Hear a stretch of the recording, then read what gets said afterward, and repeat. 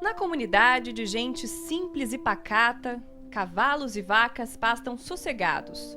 Um cenário que pouco lembra o da década de 1940, quando 1.400 crianças carentes viviam aqui.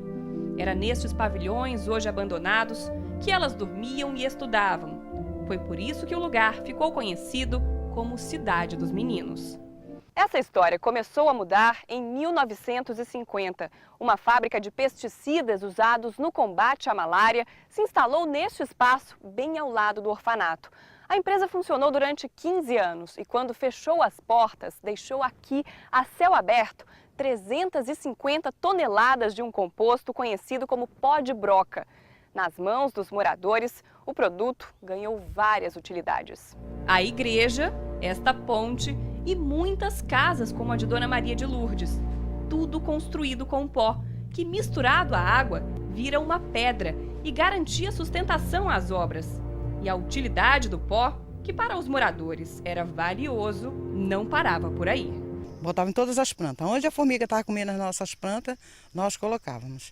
E aqui tinha mãe que colocava na cabeça dos filhos para matar piolho. Mas o que parecia um verdadeiro presente escondia uma ameaça. É que na época ninguém sabia que o pó deixado pela fábrica é altamente tóxico. Resultado, toda a área e principalmente os moradores acabaram contaminados.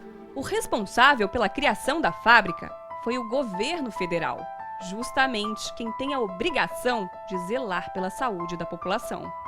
O poder público não tinha noção do que estava se passando ali, até o momento em que, por denúncias da imprensa, se começou a veicular dizendo que crianças vendiam o chamado pó de broca. A partir daí, a polícia começou a investigar, a Delegacia de Meio Ambiente começou a investigar qual a origem desse pó de broca.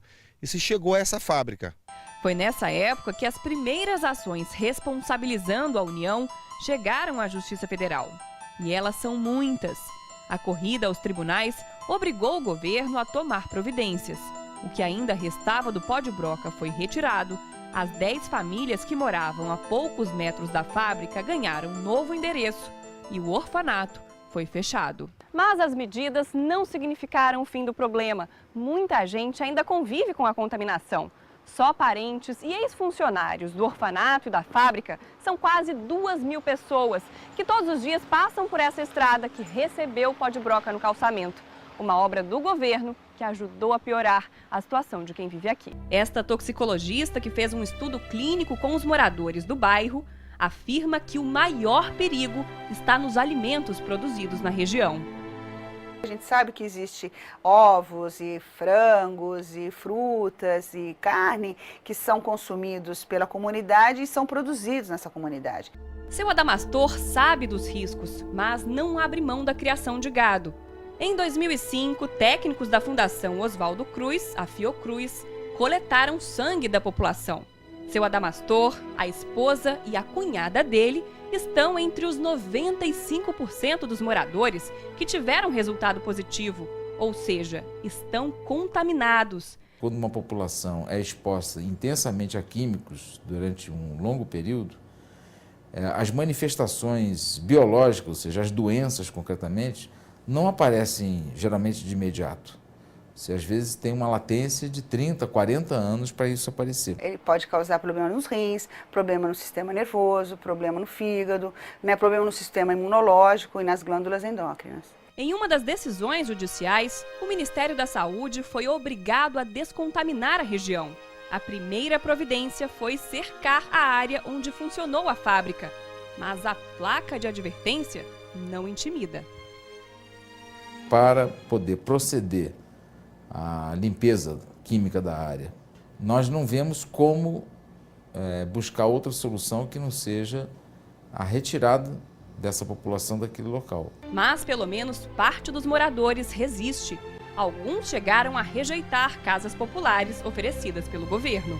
Seriam casas muito pequenas, feitas com material inferiores. Se houver realmente necessidade de sair, que essa saída seja com o mínimo de dignidade. A saída para o impasse pode ser a indenização das famílias atingidas. O governo já admite a possibilidade, mas condiciona o pagamento à desocupação da área.